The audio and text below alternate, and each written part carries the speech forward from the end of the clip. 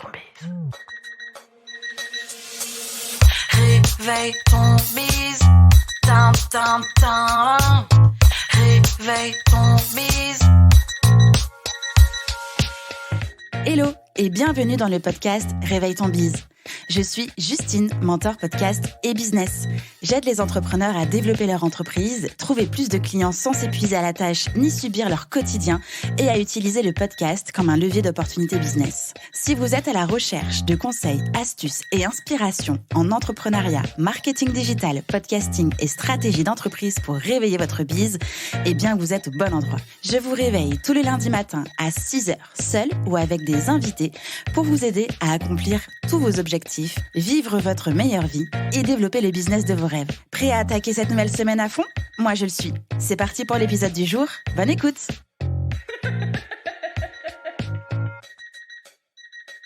Bonjour Justine. Salut Jade. Bienvenue sur ton propre podcast.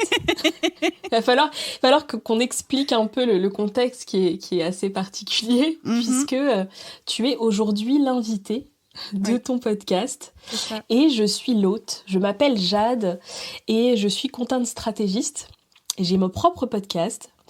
Et j'ai répondu à un appel que tu as fait sur Instagram. Et je me suis dit, mais carrément, je veux interviewer Justine. Et c'est ce qui se passe maintenant, donc c'est trop cool. Merci de ta confiance pour cette petite interview. Parce que tu ne sais pas ce qui va se passer. Non, je suis comme je te le disais en off, je suis un peu en... Déjà, il fait chaud, mais du coup, je transpire un peu plus qu'habituellement, tu vois. J'ai un peu le stress, quand même. C'est particulier de se faire interviewer déjà de base, mais aussi dans son podcast.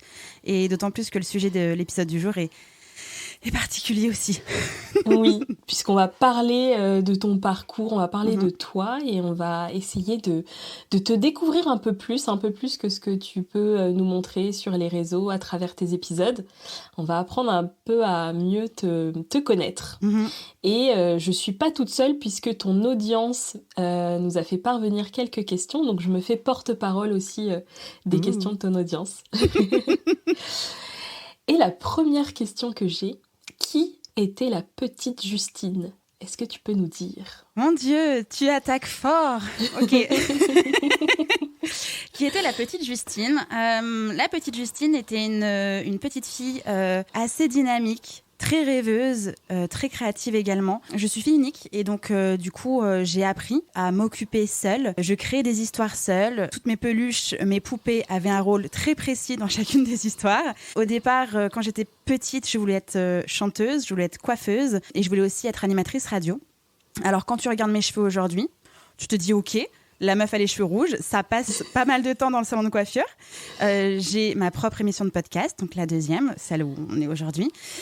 Et chanteuse, eh bien, j'ai cofondé un studio de création musicale avec mon compagnon Marvin Marchand. Donc en fait, j'ai réussi à boucler un peu la boucle. Carrément. Je crois que je suis toujours à peu près la même personne. Sauf qu'en devenant adulte, tu passes moins de temps à créer des histoires avec tes poupées et tes peluches. Mais au-delà de ça, je crois que j'ai réussi à évoluer avec quand même un peu d'innocence et toujours beaucoup de créativité de rêve. T'as effectivement réussi à créer un métier qui est en lien direct avec ce qui t'animait profondément des petites. C'est ça. Ok, super intéressant. Est-ce que tu peux du coup nous raconter un peu comment t'es arrivée dans l'entrepreneuriat ? Qu'est-ce qui a été le déclic pour te lancer ? Ouais. Eh bien, en fait, c'est un peu un hasard parce qu'au départ, je voulais pas du tout être entrepreneuse. Ma maman, depuis le temps que je la connais, donc 31 ans du coup, est entrepreneuse et en fait, je l'ai toujours vue un peu souffrir dans ses business. Tu sais, c'était aussi des unités commerciales, donc des commerces physiques qui demandent du temps, qui demandent beaucoup d'énergie, de la disponibilité, etc. Et moi, j'étais là genre, mais il y a trop de trucs, quoi. Il y a trop de responsabilités. Je la voyais pas souvent. Il y avait beaucoup de pression, beaucoup de stress, très peu de vacances, très peu de week-ends. Ça me donnait vraiment, vraiment, vraiment pas envie.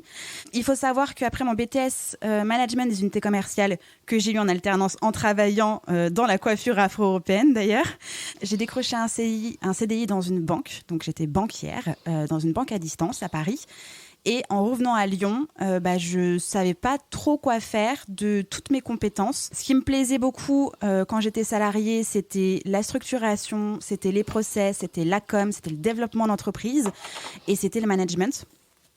Et puis, mon compagnon étant artiste, auteur, interprète, je me suis dit, en fait, je peux aussi tenter d'associer aussi cette passion-là, ce monde de la musique que j'apprécie énormément.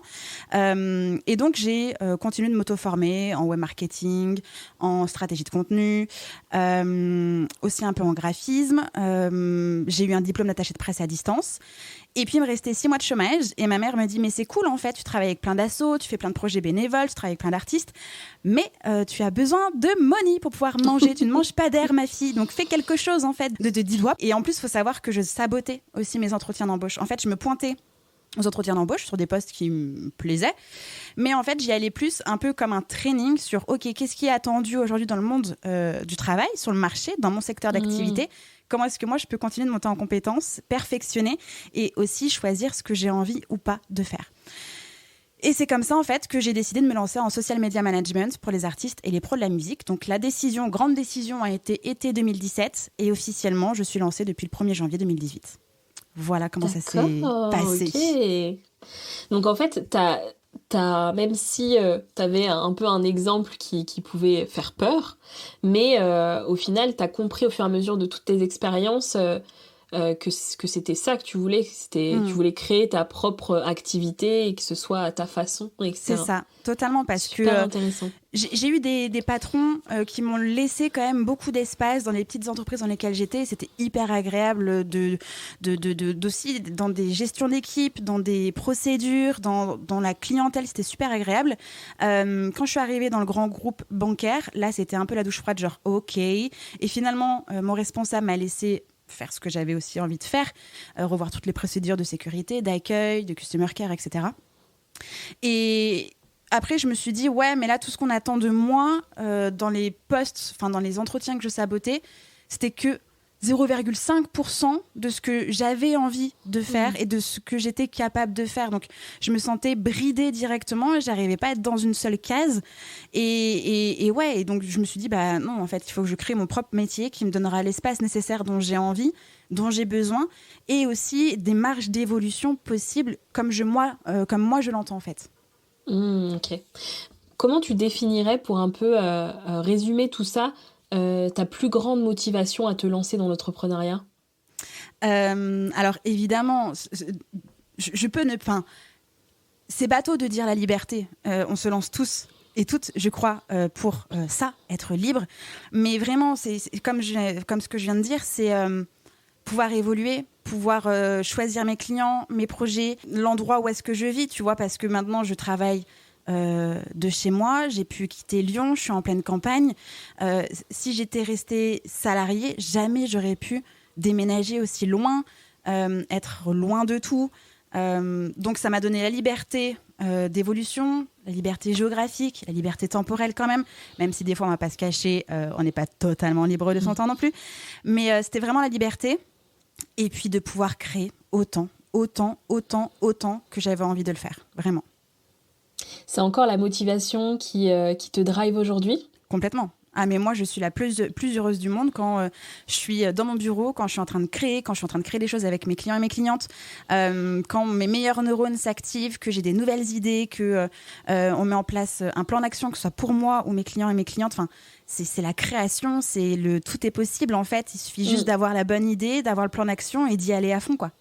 Est-ce que t'as eu, pour te lancer, des modèles, des personnes qui t'inspiraient dans ton domaine ou hors de ton domaine, mais qui étaient entrepreneurs ? Comme je l'ai dit, pour le coup, comme je voulais pas être entrepreneuse, ma mère était quand même le contre-modèle. C'est-à-dire que quand je me suis lancée, je me suis dit, ok, je me lance, mais je veux surtout pas faire comme ça. Je veux surtout pas entreprendre de cette manière-là. Je veux surtout pas m'enfermer. Je veux surtout pas louper mes vacances, passer à côté de ma vie. Alors c'est quand même des grands mots que je suis en train de dire. Elle est clairement pas passée à côté de sa vie, mais il y a des choses qui ont manqué dans notre vie de famille parce qu'il y avait ces business. Moi, c'était hors de question que ça se passe de la même manière. Et quand j'ai souhaité me lancer, je me suis fait, entre guillemets, accompagner. J'avais rejoint la formation freelance de Live Mentor, donc en 2017. Et donc, je me suis entourée d'autres entrepreneurs et entrepreneuses qui étaient au même niveau que moi, avec les mêmes envies. Donc déjà, tu t'ouvres dans un nouveau monde, clairement. Et tu as des personnes qui te partagent, eux aussi, leurs expériences, leur parcours, leurs envies, leur façon aussi de travailler et de voir les choses. Donc ça, déjà, ça a pu m'ouvrir on va dire, l'esprit. Et puis, le premier entrepreneur vraiment inspirant que j'ai rencontré et avec lequel j'ai eu la chance de me faire accompagner, c'est Alexandre Dana. Du coup, en rejoignant Live Mentor, qui lui-même m'a dit, non mais Justine, il y a un moment donné, faut que tu te lances, en fait. Tu te lances, tu te lances, tu n'attends pas, je ne sais pas quoi. Tu te lances maintenant, quoi. J'étais là genre, ouais, mais je fais quoi ? On s'en fout, tu te lances, tu sais faire ça, tu le choisis, tu y vas. Ok, d'accord, et ben on y va. Pas trop eu le choix, quoi. T'as poussé dans le précipice. Allez. Mais complètement. Mais parce que je tournais autour du pot. À chaque fois, tu sais, on se cache. On a quand même tendance à se cacher derrière des apprentissages, des lectures, du contenu, des formations, etc. Et j'étais tout le temps en train de nourrir mon cerveau en me disant, je suis pas encore prête. Non, il manque encore un truc. Et il m'a dit, non, mais en fait, Justine, c'est bon. Ça fait 6 mois que tu as fait toutes les formations de la... Tu y vas, c'est bon. Et donc, c'est vraiment... c'est Alexandre Dana qui m'a donné vraiment l'élan qui me manquait, l'inspiration et puis le cercle d'entrepreneurs et d'entrepreneuses que j'ai pu construire autour de moi. Ok. Tu nous disais que tu t'es lancée du coup en tant que social media management pour les artistes. Aujourd'hui, tu es plus spécialisée sur le podcast et tu fais du coaching business. Est-ce que tu peux du coup nous raconter ce qui s'est passé comme évolution entre ces deux points ? Oui, il s'est passé la catastrophe. Non, pas à ce point. Donc, j'ai lancé mon activité officiellement le 1er janvier 2018. Et donc, toute l'année 2018, j'ai fait de la gestion de projet digital et du social media management pour les artistes et donc les labels, etc., les pros. Et en parallèle, j'ai cofondé à ce moment-là, alors non, c'était début 2019, le studio de musique avec Marvin. Donc, je baignais vraiment dans la musique. Il faut savoir que je n'avais pas 30 ans, je ne suis pas parisienne, j'avais ma petite boîte et en fait, c'est très difficile, alors peut-être encore aujourd'hui, après je travaille plus vraiment dans la musique, mais très difficile non pas de se faire connaître, mais de se faire entendre et respecter dans ce secteur d'activité en étant du coup une femme, pas trentenaire, pas salariée, avec sa petite boîte, machin. Donc la petite lyonnaise quoi qui débarque. Donc je suis tombée sur pas mal de mauvais clients. J'ai eu des impayés, enfin ça a été un peu la tannée et au fur et à mesure que j'avançais, moins je le faisais pour les bonnes raisons. Je le faisais parce que c'était le métier que j'avais choisi, donc voilà, j'ai choisi, j'assume, et aussi par peur du manque de qui je suis moi pour dire non. Alors j'avais plein de nouveaux contrats, plein de prospects, mais c'était à peu près à chaque fois le même profil, peu de budget, beaucoup de temps, beaucoup de sollicitations. Peu de reconnaissance, enfin, c'était assez compliqué d'un point de vue santé mentale aussi. J'ai eu un client qui m'appelait tous les jours. Alors pourtant dans le contrat c'était écrit pas de rendez-vous, enfin pas d'appel en dehors des rendez-vous et encore moins après 18h. Tu peux être sûr qu'à 18h05 la personne m'appelait tous les jours de toute la semaine. Voilà, et c'était comme ça pendant plusieurs mois. Et donc j'étais là. Il y avait des choses qui me plaisaient, d'autres pas. Et puis aussi je sentais que j'avais commencé à faire le tour. Et à ce moment-là, mi-2018, je voulais lancer mon premier podcast et je flippais de ouf. Alors, c'était pas la technique qui me faisait peur parce que j'ai le studio de musique. C'était qui je suis, moi, petite meuf de Lyon, pas 30 ans, à son compte et tout, pour avoir une idée pareille. Et pourtant, j'en avais parlé à des pros, ils étaient super chauds, super idées, tout ça. Mais moi, je bloquais de ouf. Et en fait, je rajoutais à chaque fois des projets clients pour encore plus éloigner ce projet de podcast. Et le client en question qui m'appelait tous les soirs à 18h05, un jour, il m'a dit « Mais Justine, tu sais faire quoi d'autre que les réseaux sociaux ? Je ne peux pas te demander le café, tu habites trop loin. » J'étais chef de projet, je lui ai trouvé son label, son éditeur, tous ses partenaires pros. En termes de facturation, je facturais 300 € par mois juste pour la forme, mais je ne calculais pas du tout mes heures, enfin, j'étais vraiment pas rentable. Et en fait, cette phrase-là, ça a eu l'effet d'une bombe, vraiment. J'étais là genre, mais se moque de moi, ce mec, quoi. Enfin, ça fait, mais c'est pas possible de dire un truc pareil, et un manque de respect mais énorme. Et j'ai raccroché, et donc j'ai pété un câble, j'ai chouigné parce que je me dis, mais attends, mais comment on me parle, comment je vais pouvoir assumer ça, ça y est, je vais fermer ma boîte. Et en fait, j'ai dit, non, mais je vais pas fermer ma boîte. J'ai juste arrêté de travailler avec lui. Et en fait, j'ai arrêté tous mes contrats dans la musique. Et c'est comme ça, en fait, que en créant le vide, Live Mentor est venu vers moi. Il m'a proposé de devenir mentor pour les entrepreneurs en formation, donc freelance, marketing digital, copywriting et side project, des formations que j'avais moi-même suivies. J'ai lancé mon podcast Just in Tune dans la foulée. J'avais vraiment 2 mois où je me suis dit, bah ok, j'ai 2 mois de trésor, Live Mentor vient d'arriver, je vais prendre un peu de recul, je vais prendre le temps juste de m'occuper de mon podcast. Et en fait, c'est comme ça que je suis devenue mentor business et podcast, parce que c'est ce que j'ai fait toute l'année 2020, un peu en soum-soum. Mon site était en maintenance, mon Insta était genre, il y avait un post genre je reviens bientôt, mais en fait ça a duré des mois quoi, enfin vraiment 1 an. Et après j'ai choisi de me faire accompagner pour m'aider sur le pivot, parce que encore une fois je savais faire plein de choses, je savais pas comment me nommer, je savais plus à qui je voulais travailler, j'avais peur de retravailler avec des mauvais clients, enfin il y avait plein de blocages. Et donc je me suis fait accompagner par Aline via la BSB Academy, donc ça c'était septembre 2020 je crois à peu près. Et puis là, je me suis autoproclamée vraiment mentor business et podcast. Et c'est comme ça qu'en fait, j'ai pu créer mes offres. Et c'est comme ça que j'ai continué d'accompagner d'autres entrepreneurs, donc et chez Live Mentor et en dehors de Live Mentor. Et c'est comme ça qu'est né mon programme OVA aussi. D'accord, ok, super. Et du coup, cette posture de mentor, donc tu dis tu t'es fait accompagner par Aline, et en même temps, tu l'expérimentais déjà chez Live Mentor en fait. Oui, donc c'est totalement. comme ça que tu es montée en compétence sur... C'est quand même enfin, tu me dis si je me trompe, mais c'est une posture particulière, c'est différent de... Voilà, quand on est presta et qu'on a les mains dedans, etc. C'est vrai que c'est tout à fait différent. Comment t'as vécu ce switch ? Est-ce que tu t'es sentie tout de suite légitime ? Comment tu l'as vécu ? Alors, disons qu'en devenant mentor chez Live Mentor, déjà, j'avais les process, j'avais la formation pour devenir mentor. J'étais pas toute seule. On est quand même super soutenus. On a des head of mentors. On se retrouvait, nous, entre mentors pour échanger sur des problématiques. Donc, c'est comme ça que j'ai pu monter en compétences. Après, faut pas le cacher, c'est qu'à ce moment-là, j'ai dû accompagner genre 250 entrepreneurs et entrepreneuses. Donc, en fait, un max d'expérience. En si peu de temps, j'aurais pas pu le faire toute seule juste avec mon business. Donc ça, déjà, tu vois plein de cas, tu vois plein de business, tu vois plein de problématiques, tu documentes. Donc j'ai beaucoup processé les choses, j'ai beaucoup fait des tests, j'ai beaucoup créé de ressources à ce moment-là. Et puis, et comme je le faisais tout à fait naturellement, en disant bah oui, je suis mentor chez Live Mentor, ça porte son nom quoi. Bah en fait, je me suis dit bon en fait, je peux le faire aussi sans Live Mentor, à côté de Live Mentor. Et ça a été assez naturel parce que je sentais que j'avais de toute façon le background, en fait, l'expérience et l'expertise pour. De février à novembre, j'ai fait que du Live Mentor et du podcast, quoi. Donc, j'avais emmagasiné beaucoup d'expérience, d'expertise et de projets. Pour toi, le podcast, c'était une évidence par rapport à justement ton expérience musique, etc. C'était clair, c'était quelque chose que toi tu consommais avant le podcast, et du coup comment ça t'est venu de cette spécialisation, tu vois, podcast ? Alors faut savoir que ma première émission de Just in Tune, ça a été ma bouée de sauvetage. Comme je l'ai lancé, alors comme j'ai mis 1 an et demi avant de le lancer, et au moment de le lancer je travaillais plus dans la musique, en fait j'avais perdu beaucoup confiance en moi, en mes capacités. J'avais aussi la sensation d'avoir régressé d'un point de vue cerveau, parce que c'était vachement routinier ce que je devais faire en social media management, surtout dans l'industrie musicale. Alors oui, tu mets des idées, mais tu crées pas ton contenu. C'est quand même l'artiste ou le label qui crée les choses. Donc je me sentais... j'avais l'impression d'avoir régressé, et j'avais besoin d'un laboratoire, encore une fois, dans lequel je pouvais faire tout ce que j'avais envie de faire. Je pouvais tester plein de choses. En plus, j'avais pas du tout mis d'objectifs financiers. Donc, en fait, c'était vraiment que du test and learn. C'était mon bac à sable.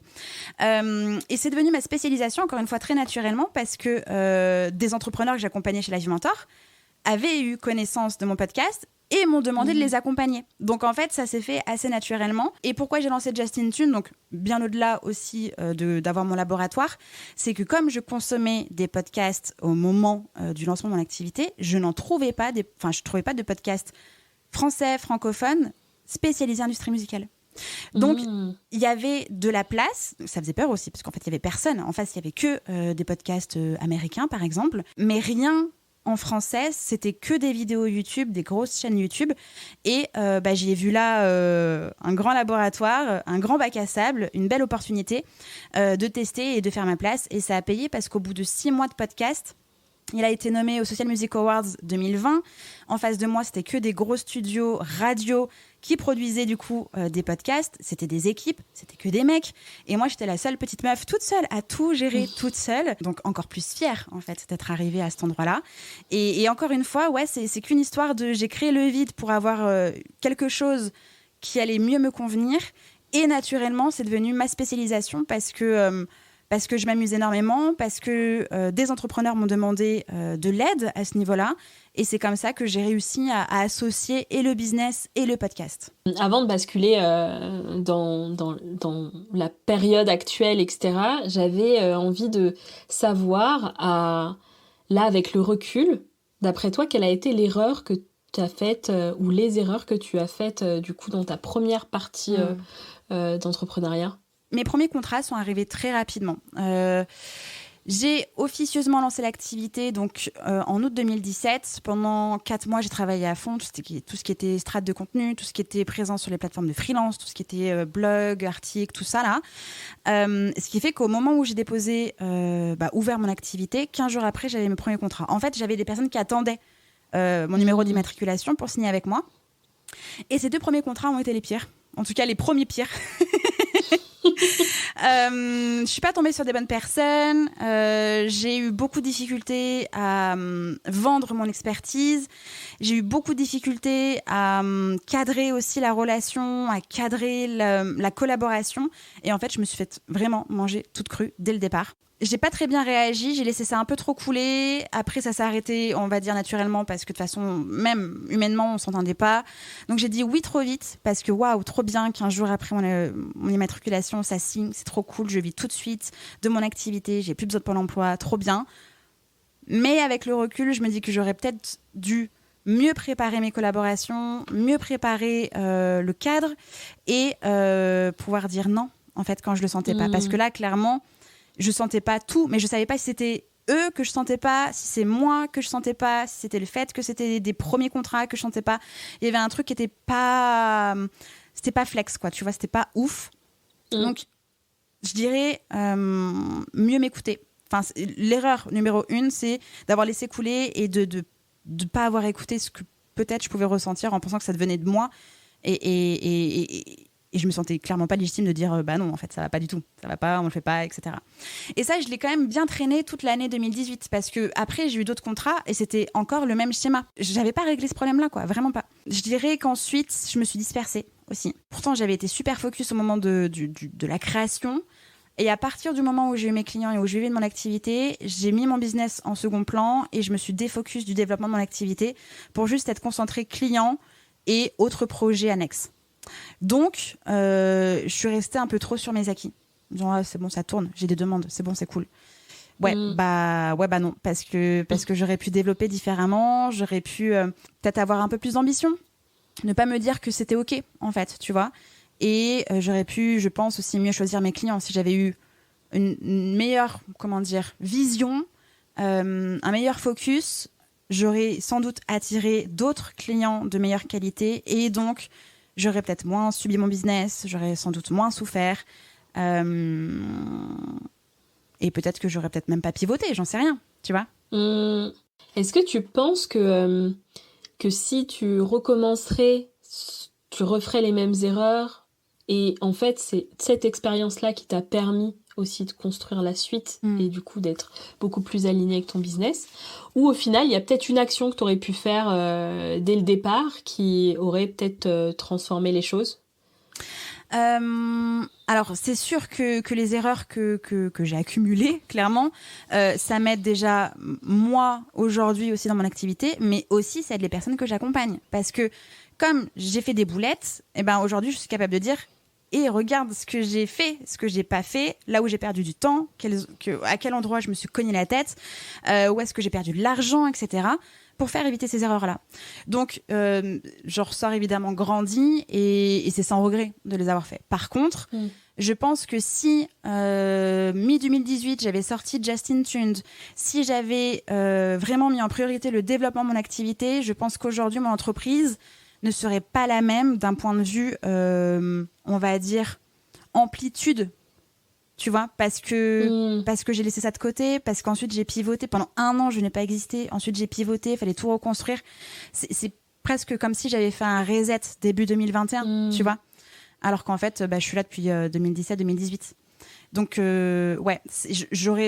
si j'avais mis mon business en priorité, lancé ce podcast mi-2018, je pense que mon entreprise n'aurait pas la même tronche aujourd'hui. Ok. Intéressant. Est-ce que tu as eu une peur qui était là depuis le début de ton aventure entrepreneuriale, qui est encore là aujourd'hui ou qui est partie? Est-ce que tu peux me parler un peu de tes peurs? La peur du manque dès le départ. Mais je dirais encore plus précisément la peur que ça s'écroule, tu vois. Parce que donc oui, il y a la peur du manque, de se dire si je manque d'argent, je vais perdre en liberté, je vais perdre en autonomie, et donc du coup on a mis un peu tout ce truc.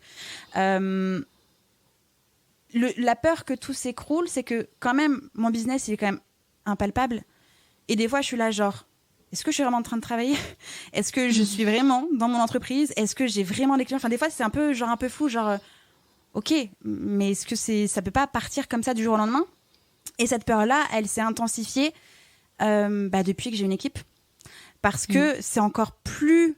Enfin, c'est pas plus fragile, mais c'est encore plus gros, cette peur que tout s'écroule, parce qu'en fait, je suis pas la seule personne. Si j'étais la seule personne, ok, je refais autre chose, tu vois. Je déconstruis, je reconstruis, je pivote, je fais une pause, je reviens. Enfin, je peux être carrément agile, et je l'ai déjà fait plusieurs fois dans mon activité. J'ai changé de métier, je sais pas combien de fois, finalement.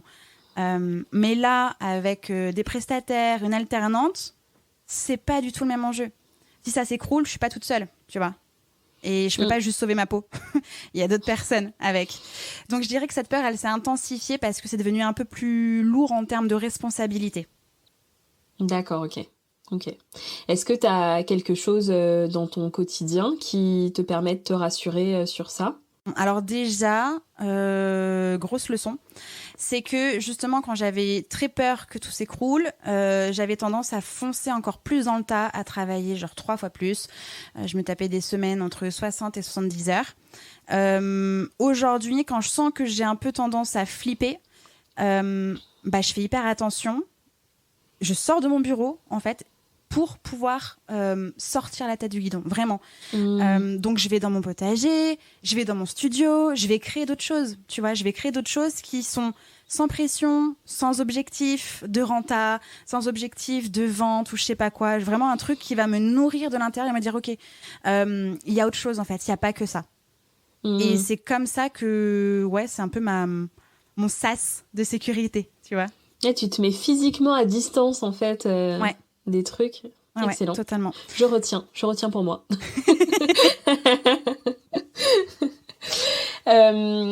Donc tu nous disais que du coup t'es mentor, t'es mentor aujourd'hui dans plusieurs programmes. Donc t'es mentor au sein de ta boîte, mais t'es aussi mentor pour Live Mentor, chez The Bee Boost aussi, et avec Pauline Sarda sur le 3-6. Déjà, est-ce que tu peux nous dire comment sont venues ces opportunités? Bon, Live Mentor, du coup, tu nous en as parlé. Ouais, c'est eux qui sont venus vers moi. Alors, je suis plus mentor Live Mentor depuis fin 2021. Ouais, c'est ça, parce que j'avais vraiment un blocage temps. Puis ça faisait déjà 2 ans que j'étais mentor. Donc là, encore une fois, j'avais l'impression d'avoir fait le tour. C'était devenu un peu trop routinier. Et s'il y a bien quelque chose qu'il ne faut pas que ce soit le cas dans l'accompagnement avec des humains, c'est d'avoir des habitudes. Et de juste penser que tout est process et stratégie, parce qu'en fait chaque business est unique et chaque humain aussi. Donc je commençais à être un peu trop dans un flow habituel sur mes acquis. Donc j'ai arrêté Live Mentor fin 2021, et au moment où j'arrête Live Mentor, Aline, avec qui du coup j'échange régulièrement, me dit OK, est-ce que tu veux venir mentor à la BSB Academy qui arrive? Donc encore une fois, j'ai créé le vide et une opportunité est arrivée.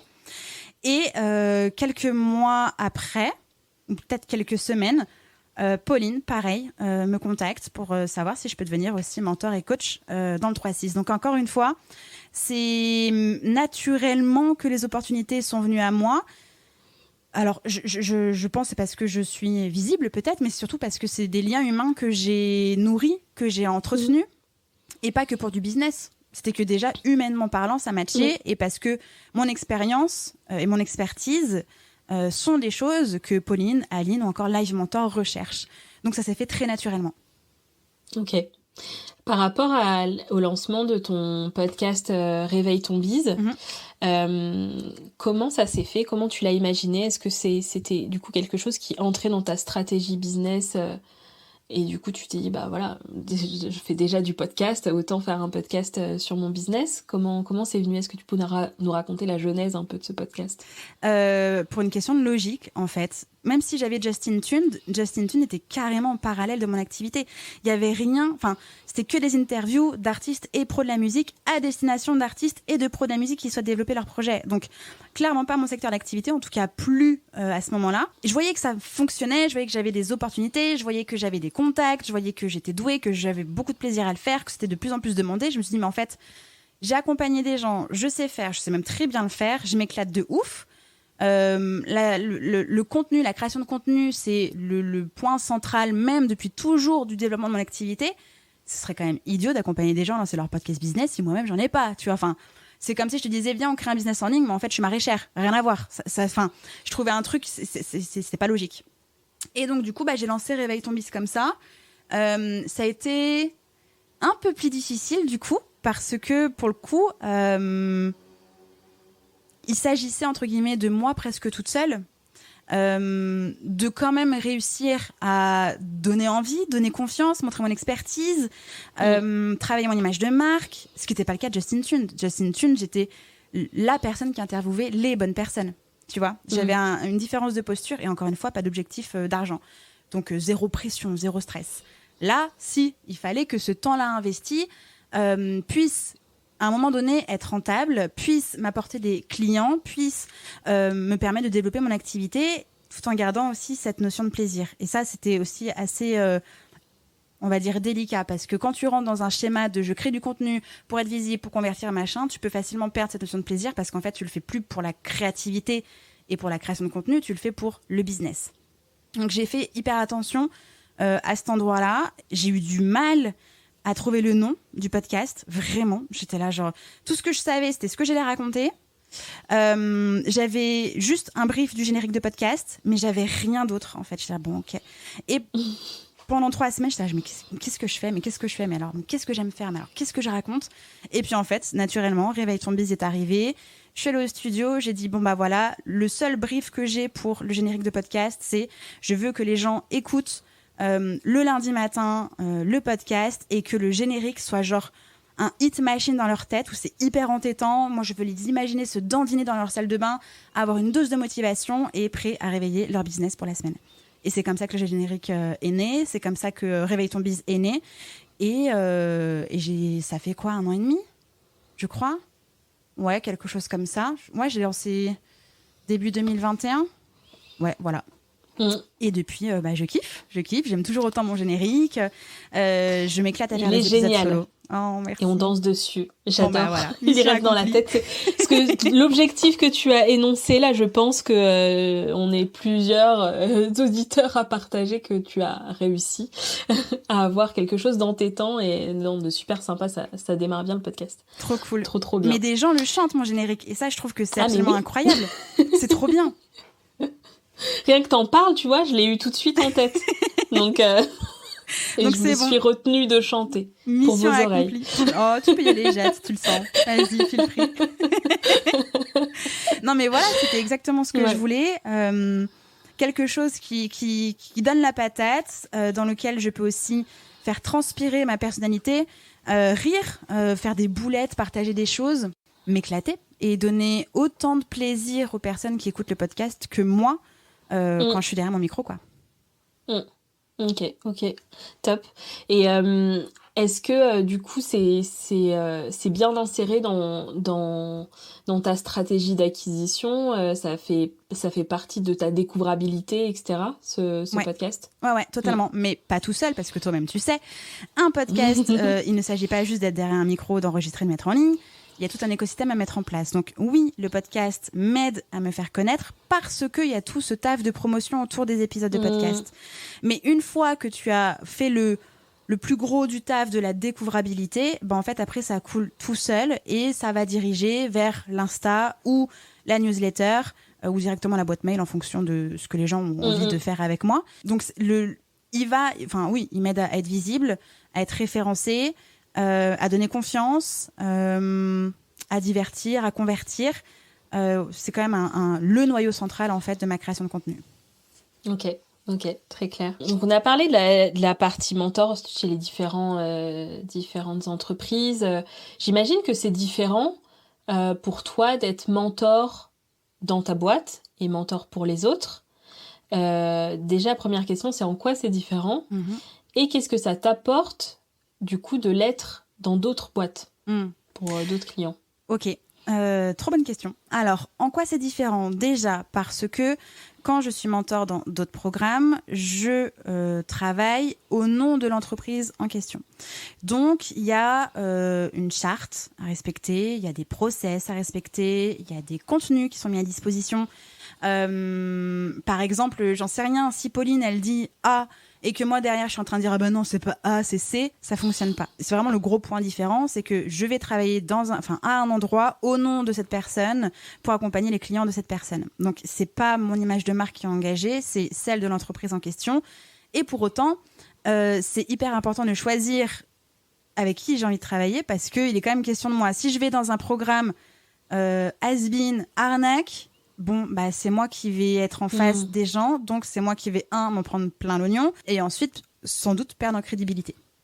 Donc, c'est vraiment le point différent. Quand je suis chez moi, c'est mon contenu, c'est mes clients, c'est pas que c'est mes règles, mais presque, et c'est mes propres process. Et si je décide de dire A, et qu'en cours de route, je dis « Ah, mais en fait, je me suis trompée, c'est C, en fin de compte », ça n'engage que moi, et c'est OK, tu vois.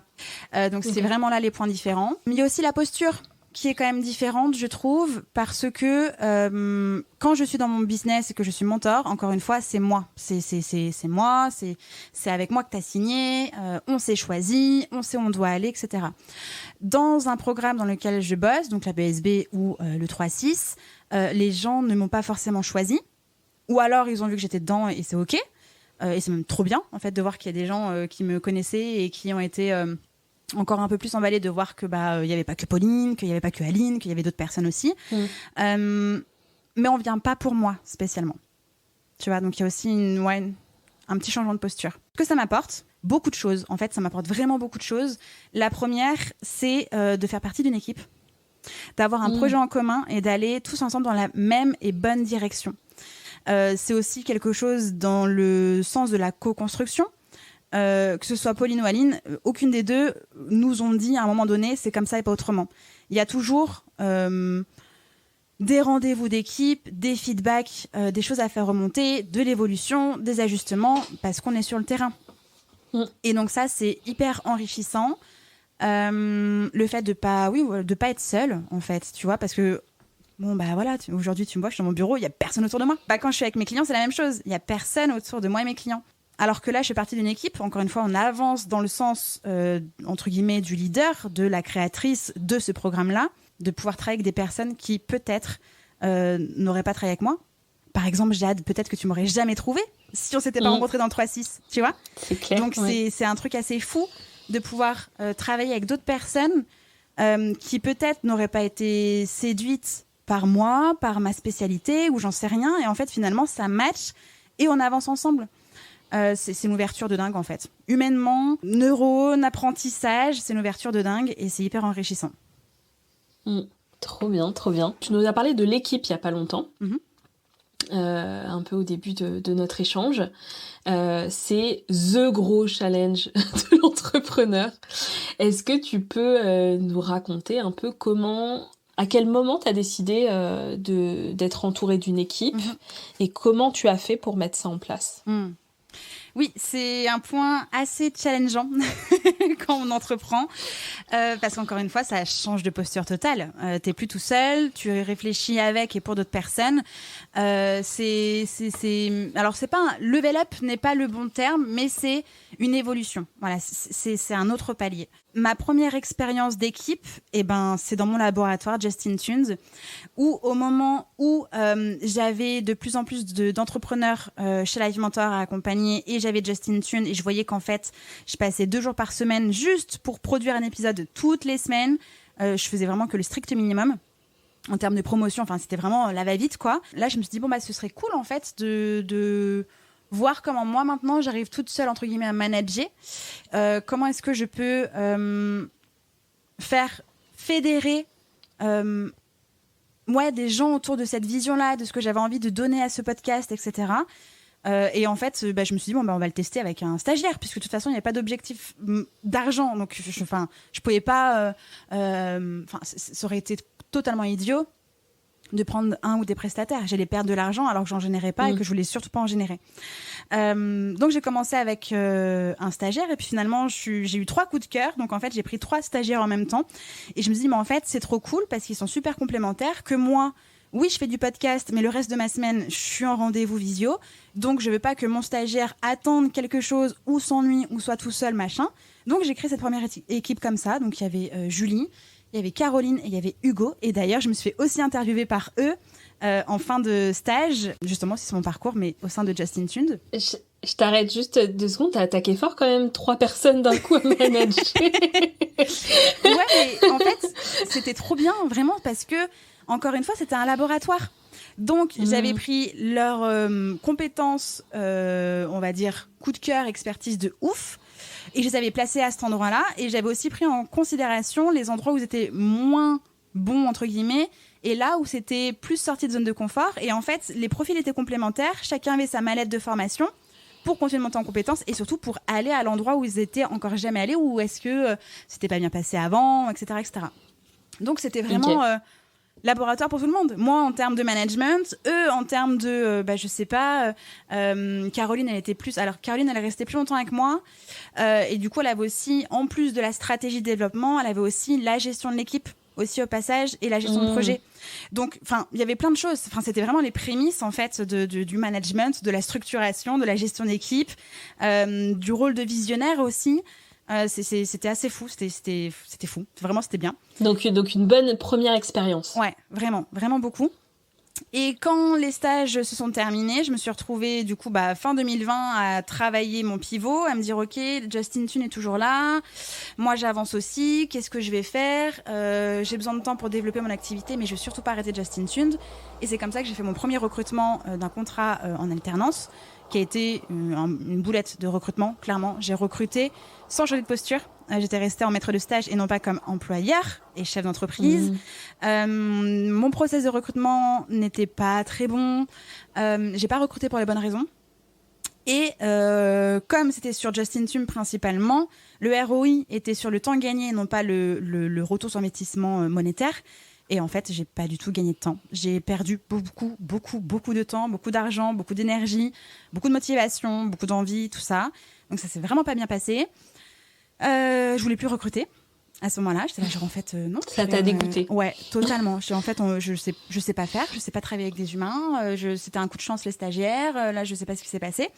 Et en fait, je suis toujours en très bon terme avec toujours Caro et Julie. Hugo un peu moins. Enfin, on est en bon terme, mais on s'est un peu perdu de vue. Et c'est comme ça qu'en fait, j'ai échangé avec Caro, avec Julie, qui m'ont aussi beaucoup rassurée. Et elles aussi, leurs alternances, ça se passait pas bien. Donc en fait, on avait tissé un lien, on se soutenait quand même aussi mutuellement. De non, ok, là tu aurais pu y mettre un peu plus du tien. Non, là c'est pas ta faute. Oui, tu peux, tu vois. Enfin, c'était quelque chose d'assez entraidant. Et du coup, avec Julie, on discutait et on s'est dit, est-ce qu'on ne retravaillerait pas ensemble ? Parce que Julie, elle changeait de filière, en fait. Elle était plutôt en communication et marketing et là, elle voulait être en business développement. Et j'étais là genre, ok, vas-y, viens, on a déjà travaillé ensemble, vas-y, viens, on va développer ma boîte.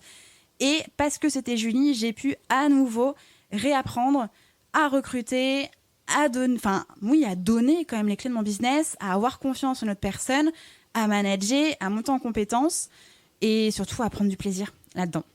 Donc, on a travaillé pendant 1 an ensemble. Après, elle est partie freelance. Elle m'a aidée à recruter Aglaé, l'alternante actuelle. Et voilà, donc aujourd'hui, j'ai Aglaé en alternance et je travaille avec Camille David, qui est avec moi depuis 2020, sur tout ce qui concerne donc en prestataire, gestion du site, sauvegarde du site, mise en ligne des articles, automatisation, etc. etc. C'est ma fée tech, voilà. Et donc elle est avec moi depuis 2020. Ok, trop bien. Donc toi, aujourd'hui, tu t'arrives à avoir cette posture de manager, de visionnaire au sein de ton entreprise et vis-à-vis des gens de ton équipe. T'es à l'aise avec ce rôle-là ? Je suis à l'aise avec ce rôle-là. Par contre, cette année, ça a été hyper difficile et assez challengeant financièrement. Et du coup, je suis repassée du côté obscur de l'opérationnel. J'ai eu moins de temps avec mon équipe pour manager. J'ai eu moins de temps aussi en gestion de projet parce que du coup, tu dois atteindre ton seuil de renta et faire de la marge pour pouvoir du coup continuer d'investir, développer tout ça. Toi-même, tu sais. Mmh. Et donc, du coup, tu te retrouves à faire de la créa, de la gestion, du management, du commercial, du CRM, de la stratégie, de la formation. Et en fait, depuis le mois de janvier-février, j'ai eu moins de temps à être dans ma posture de chef d'entreprise et visionnaire. Après, c'est une petite équipe. Pour maintenant, c'est que Aglaé et moi. Donc, du coup, il y a quand même moins de grosses réus. On sait où est-ce qu'on va. On fait des points toutes les semaines, toute la journée, on discute ensemble. Donc, ça roule. Mais moi, je me suis sentie un peu plus frustrée parce que du coup, moins de temps. Mais c'est normal parce que l'année dernière, j'avais Julie qui était plus OBM, du coup. Et donc, moi, là, pour le coup, j'avais vraiment le temps et le rôle de visionnaire, de manager, de leader avec mon équipe, quoi. Ce que j'ai moins pu faire cette année. J'ai une question de ton audience sur comment va ton entreprise aujourd'hui et comment tu vas toi, que je trouve très intéressante comme question. Et je me dis qu'en introduction de cette question, est-ce que tu peux nous redécrire en fait l'entreprise actuelle, puisqu'il y a quand même plein d'activités, hein. On a parlé de plein de choses jusqu'à présent, et c'est juste pour qu'on ait une vision très claire d'à quoi ressemble ton business aujourd'hui. Oui. Alors, mon business aujourd'hui, c'est un business de mentorat, d'accompagnement pour entrepreneurs et entrepreneuses qui souhaitent développer leur business, le b.a.-ba, à faire de leur podcast un levier d'opportunités business, donc soit en création, soit en gestion, soit on va dire level up marketing de podcast. Et donc, il y a de l'accompagnement pur business où là, et j'adore faire ça, je vais pouvoir mettre les yeux, les mains dans le business de l'autre, me transformer en business pote, en fait, vraiment travailler avec l'entrepreneur en question, avec cette personne-là dans son entreprise. Et là, on va pouvoir déclencher de nouvelles idées, parler stratégie, préparer des lancements, revoir une strate de contenu.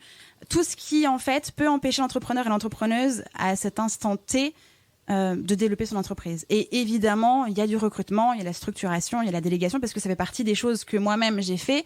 C'est pas ce que je mets en avant le plus souvent, mais quand, par exemple, j'en sais rien, on voit qu'il y a un problème de temps ou il y a un problème d'équipe, évidemment que tu repasses un peu de temps sur la structuration, sur les process, sur tout ça. Voilà ce que fait mon entreprise. Donc, il y a le programme MOVA, il y a l'accompagnement Réveil Express. Et là, il y a un petit dernier qui vient de sortir, c'est Brain Booster. Donc, Brain Booster, en gros, c'est, on va dire, un one-shot de déblocage, d'idéation. Pendant 90 minutes, on est ensemble et on débloque le délire. Vraiment, je mets mon cerveau à contribution. Et à la fin de ces 90 minutes, il y a un plan d'action qui est créé, il y a une marche à suivre et pendant 3 semaines, la personne est à fond et je suis disponible par mail. Et ça, c'est mon dernier petit bébé dans lequel j'ai trop hâte de mettre les mains dedans parce que on se rend compte que tu vois, quand tu rejoins des programmes, des fois, t'es là, genre, c'est sur plusieurs semaines, sur plusieurs mois, et ça veut pas dire que c'est pas bien, mais des fois, t'as un truc hyper urgent. Vraiment.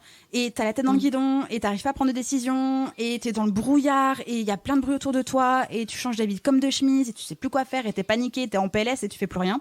Et ben, en fait, Brain Booster est là pour ça. Genre, ok, stop, basta. 90 minutes dans ta vie, c'est quoi le problème? Voici la solution, ton plan d'action, et tu dépotes. Et voilà. Et c'est mon dernier petit bébé. Donc voilà ce que fait le business aujourd'hui. Et donc comment va le business? Du coup, comment je vais? Moi, nettement mieux, parce que déjà je rentre de vacances, même s'il fait 45 degrés dans mon bureau aujourd'hui, je vais bien. j'ai la forme, j'ai pu profiter de mes vacances. J'ai fait aussi une nouvelle expérience où j'ai fait un séjour de jeûne et de randonnée. Alors jeûner, hein, pas jeune parce que j'ai juste 31 ans, jeûner. Et c'était absolument génial. C'était quelque chose qui me faisait de l'œil depuis quelques temps. Et c'est une véritable aventure humaine. Ça m'a permis de déconnecter. Et j'ai pu travailler de ouf, en fait, sans le savoir, sur mon cerveau, mon mindset. Enfin, c'est un truc de dingue de voir à quel point ton cerveau, c'est à la fois ton meilleur ami, mais aussi ton pire ennemi. Enfin, vraiment, c'est un truc de fou. Et que ton corps, en fait, t'as toutes les ressources dont tu as besoin. Juste, en fait, il y a ton cerveau qui te fait des blagues. Voilà. Comment travailler avec ça. Voilà. Et donc, non, c'était absolument génial. J'en ressors avec beaucoup d'énergie et grandi, vraiment. Comme je l'ai dit il y a quelques minutes, cette année est assez particulière parce qu'il y a eu pas mal de changements, parce que fin d'année dernière, mon entreprise était sur une voie de la croissance qui finalement ne me convenait pas. Alors, quand je dis ne me convenait pas, je parle plutôt en termes de charge, en termes de pression, en termes de c'est pas la route que j'ai envie de prendre, c'est l'autoroute que tout le monde attend, c'est l'autoroute que l'on voit de partout. Mais moi, je suis une meuf de la campagne maintenant, tu vois. Moi, j'aime bien les petits chemins, j'aime bien prendre le temps, j'aime bien quand c'est, encore une fois, naturel, j'aime pas forcer les choses. Et là, c'était trop... il faut, tu dois, si tu veux encore, c'est comme ça. Et j'étais là, genre, j'étouffe, vraiment j'étouffe. Et je me sentais vraiment pas bien. Plus du tout en maîtrise de mon business, plus du tout en maîtrise de son développement, plus du tout en maîtrise... Rien, comme si je venais un peu en touriste, tu vois. Enfin, j'avais un peu perdu le truc. J'étais là, genre, en fait, non, on va changer. Donc, bon, bah, du coup, j'ai dû arrêter de travailler avec Julie. Ce qui veut dire qu'il y a eu aussi un petit ralentissement financier. Enfin, et on va dire que cette année n'est pas aussi propice au gros CA pour certaines entreprises. Et donc, du coup, il y a eu un espèce de ralentissement assez chelou entre moi qui ralentis, le marché qui ralentit, mes envies qui bougent, assez chelou, mon équipe qui se réduit. Donc, il faut aussi restructurer un petit peu. Donc, c'était assez challengeant entre janvier et avril, je pensais que tout allait bien se passer, tout était assez OK. Mon lancement Mova s'est bien passé, ça roulait, j'avais la BSB, tout ça. Enfin, vraiment, j'ai eu ma meilleure vie jusqu'à ce que mon comptable fasse une énorme boulette sur mon premier bilan comptable. Il est quand même passé à côté de 12 000 € de salaire sur un bilan. Oh là là. Tout va bien. Donc du coup, j'ai pas eu un premier bilan 2022 favorable parce que je savais pas qu'il y avait ce truc-là en question, tu vois. Alors oui, je suis responsable de ma compta, oui, je suis responsable de mon entreprise. Non, je ne maîtrisais pas la langue de mon comptable. Donc ça a été un peu un truc genre ok, je vais licencier Aglaé, j'ai fermé ma boîte, j'en peux plus, j'en ai plein le cul, vraiment je veux plus. Dans la foulée, j'ai eu un décès aussi dans ma famille, donc en fait à quelques jours d'intervalle, vraiment j'étais au fond du trou, genre là c'est l'angoisse. Et ce que j'ai fait, comme je l'ai dit au départ, je suis sortie de mon entreprise physiquement, c'est-à-dire que j'ai fait ok, là j'ai besoin de jours, j'ai prévenu mes clientes, j'ai dit là je peux pas assurer, j'ai pas le cerveau, j'ai pas l'énergie, je peux pas. Donc je reviens dans 5 jours. Ça m'a fait beaucoup de bien parce que vraiment j'étais en train de dire je ferme la boîte et je vais juste planter des carottes dans mon jardin. Je ne veux plus rien d'autre. Vraiment j'étais un ras-le-bol. Ouais, et puis tu vois, je me suis dit qui suis-je moi qui accompagne des entrepreneuses à développer leur business si moi-même je suis en train de planter le mien. Tu vois, j'avais ce truc. Alors j'étais pas en train de le planter. C'était juste la panique, la peur, l'incompréhension, l'échec, tu vois. J'étais dans ce truc, alors que non, c'est une expérience, oui, c'est une boulette, non, ce n'est pas un échec. Enfin, c'était le drama, tu vois. C'était vraiment le drama dans ma vie. Je me suis mis un peu après en mode urgence, genre, ok, il faut faire rentrer de la moula, ok, je vais reprendre en main la compta, ok, machin. Donc, j'ai changé de comptable, j'ai revu mes process commerciaux, et là, tête baissée. Ok, il va falloir faire du chiffre pour rattraper les erreurs 2022. Ok, on va faire du chiffre pour rattraper les erreurs 2022. Donc des fois je suis là genre ouais, j'ai pas envie, ça me saoule, et des fois je suis là genre ouais, mais en fait je veux que ça continue, je veux pas que ça s'écroule, donc j'y vais. Donc ça change en fonction des semaines, si j'ai mes règles ou pas, si j'ai le mood ou pas. C'est ça. Voilà. Faut dealer avec. C'est ça. Voilà. Il y a des fois, t'es là genre, ouais, c'est bon. Il y a des fois, t'es là genre, non, c'est pas bon du tout. Allez, Netflix, merci, au revoir. Et du chocolat, s'il vous plaît. Mais voilà. Donc, globalement, je me sens beaucoup mieux. Je me sens bien. Je suis Sagittaire, donc foncièrement optimiste, assez guerrière sur les bords aussi. Et là, je me rends compte que j'ai quand même encore un problème mindset à résoudre. C'est non pas la peur de l'échec, mais la peur d'essayer et de pas y arriver. Tu vois, c'est un peu comme, tu vois, quand j'étais petite, je faisais beaucoup de natation. Je suis quand même compétitrice, tu vois. Mais au moment où j'allais me confronter dans les compétitions, tu pouvais être sûre que j'allais me porter malade. Il était hors de question que je tente quelque chose et que possiblement j'allais louper le délire, tu vois. Et bah des fois, ça m'arrive encore. Et du coup, je sens que c'est ça mon blocage actuel. Mais en fait, t'y vas, tu l'as construit ça. Pourquoi tu tournes autour ? Vas-y. Et je suis là, oui, mais si je réussis, et si je réussis pas ? Et si j'y vais et qu'en fait, oui, mais t'avances pas. Donc là, en ce moment, je suis un peu dans ce mood, donc je me fais accompagner, du coup, pour résoudre ça, parce qu'il est hors de question que je me trimballe ça l'année prochaine. Voilà. C'est clair. En tout cas, merci beaucoup de ta transparence et de tout ce que tu nous partages là, parce que c'est assez rare quand même que les entrepreneurs se livrent sur la face un peu sombre de l'entrepreneuriat. Et pourtant, elle est là chez tout le monde. Donc c'est super important que certains témoignent de ça. Et par rapport à ce que tu viens de partager, j'avais une question à te poser sur je sais pas si tu vas avoir une réponse là comme ça, mais toi, est-ce que pour toi la croissance elle peut être compatible avec justement cette préservation de son propre rythme, de sa vie perso, voilà, de quelque chose plutôt chill, parce qu'on a envie de vivre sa vie en vrai, même si on s'est lancé en entrepreneuriat. Qu'est-ce que tu penses de ça, de cette cohabitation croissance et vie perso? Je pense que c'est très difficile, alors non pas de pas avoir ça, mais en fait de tendre vers ça. Pour plusieurs raisons, et la première, c'est qu'en fait on n'a juste pas été élevé à être chillax. On n'a pas du tout... souviens-toi, t'es à l'école, tu fais déjà une journée de ouf à l'école, tu rentres chez toi, t'as des devoirs à faire. À quel moment on t'a dit que tu pouvais avancer à ton rythme, que tu pouvais évoluer à ton rythme, aussi prendre le temps de te reposer, parce que ça fait aussi partie de ton bien-être et de ton développement. Donc déjà, de base, en partant de ce postulat, on ne sait pas faire, naturellement. On ne sait pas faire. Donc c'est difficile. Mais ça ne veut pas dire que c'est impossible. Pour le coup, je pense que c'est clairement compatible et clairement possible si et seulement si on est sorti de ce schéma de base et si on a construit son entreprise en conséquence. Si tu veux, par exemple, un business en super croissance, mais qu'en fait, c'est une sorte de business model où, je sais pas, t'es prestataire et en plus, tes prestations sont pas du tout rentables, tu te fais mal payer. En fait, tu vas y passer ta vie. Parce que pour atteindre ton objectif de chiffre d'affaires, tu vas devoir donner un max de temps. Et du coup, tu vas plus avoir ton temps de vie. Et au moment où tu travailleras plus parce que tu es en temps de vie, tu vas plus rentrer d'argent. Donc là, tu es dans un cercle vicieux qui, du coup, où tu mets en parallèle ta croissance et ton temps. Et du coup, plus de vie. Alors que si tu décides d'avoir une entreprise dans laquelle tu veux travailler, je sais pas, 10 heures, 15 heures, 25 heures, ou même 70 heures, mais qu'en fait, à côté de ces 70 heures de taf, t'es chillax, en termes de charge mentale, en termes de vie de famille, si c'est comme ça que tu vois ta vie de famille, ça marche aussi. C'est juste comment tu vois et construis ton entreprise. Et on fait des erreurs. On n'aime pas le vide, tu vois.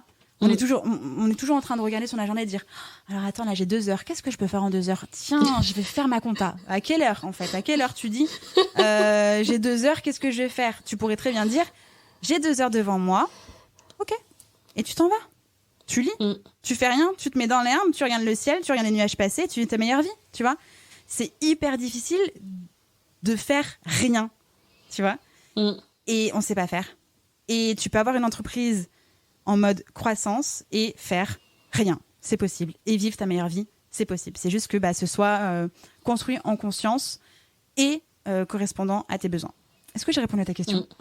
Oui, tu as très bien répondu à ma question et je souhaite à tous les entrepreneurs qui nous écoutent de tendre vers ça parce que je pense que c'est au-delà de dire je veux une boîte en croissance, je pense que le goal ultime c'est d'avoir cet équilibre-là. Mais tu sais, la croissance, elle est pas juste, elle est pas que financière, elle est aussi temporelle.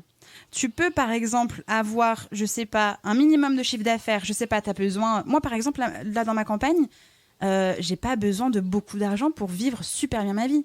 parce que j'habite pas à Paris, parce que je fais pas plein de voyages, parce que je suis pas une ultra consommatrice. Je peux très bien vivre avec peu. Et donc, comme les finances, c'est plus pour me former, réinvestir, avoir une équipe que moi, m'enrichir, en fait, ma croissance à moi, elle passe plutôt sur mon temps de vie. Plus j'ai de temps de vie, plus je peux sortir, en fait. Que mon temps ne dépende pas de mon entreprise et vice-versa, en fait, elle est là, moi, ma phase de croissance. Elle n'est pas genre, ok, je vais faire un mois à 15K. Oui, ça fait plaisir de faire un mois à 15K, mais un mois à 15K et pas avoir de vie, et me bloquer le dos, et être malade, et pas dormir. Moi, nope, quoi. Non, ça me fait pas du tout kiffer, quoi. Non, c'est clair. Alors, on arrive au bout des petites questions que j'avais pour toi et que l'audience avait pour toi. On se termine par une dernière question qui est quelle est la chose qu'on ne sait pas de toi et que tu veux bien nous dire Révèle-nous un secret. De Dieu. J'ai été mariée. Et j'ai passé plus de temps en instance de divorce que mariée. Ça s'appelle une erreur de jeunesse. Alors, encore une fois, c'est ce qui a permis aussi d'être la personne que je suis aujourd'hui. Mais faut savoir que cette relation était ô combien nocive pour moi, physiquement, pour ma santé mentale également. Quand je suis sortie de cette relation, j'ai pas pu le faire seule.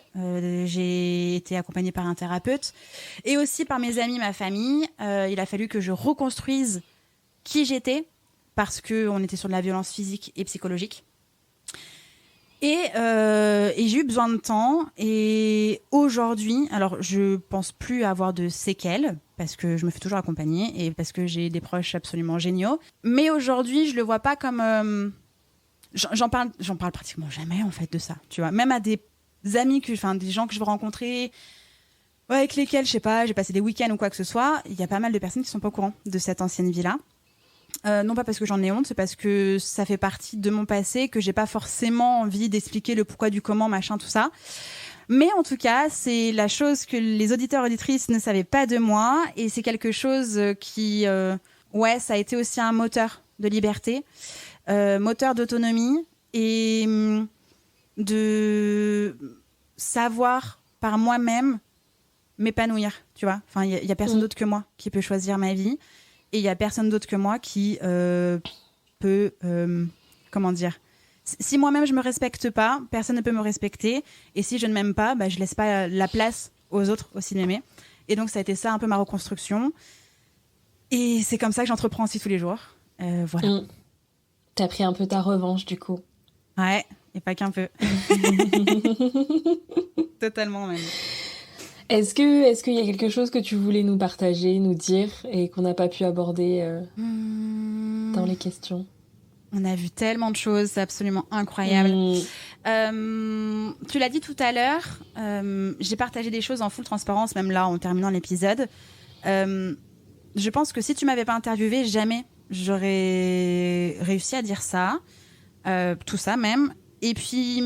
on n'entend pas beaucoup, on voit pas beaucoup d'entrepreneurs, ni même tout simplement d'humains, être en full transparence, montrer l'envers du décor, comme tu l'as dit, le côté obscur de la force de l'humain et de l'entrepreneur.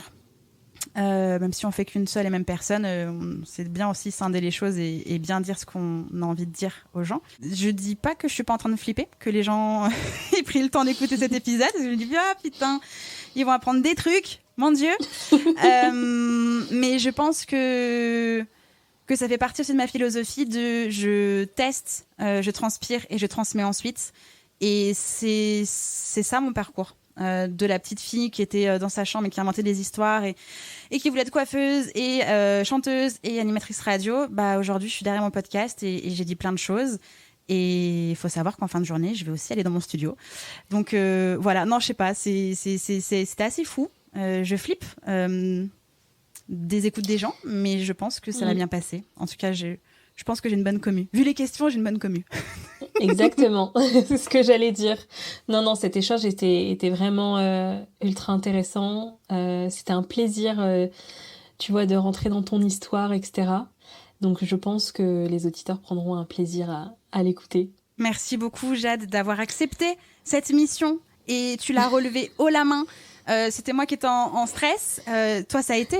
C'est bon ? T'as pas Oui, stressé ? C'est bon, nickel. Ça va. C'est de la routine, interviewer les gens, c'est bon. Non, c'était absolument fou. Et cet épisode ouvre du coup la saison 3 du podcast. Parce que tu vois, avec ce bazar de cette année, j'aurais dû passer en saison 3 au mois d'avril.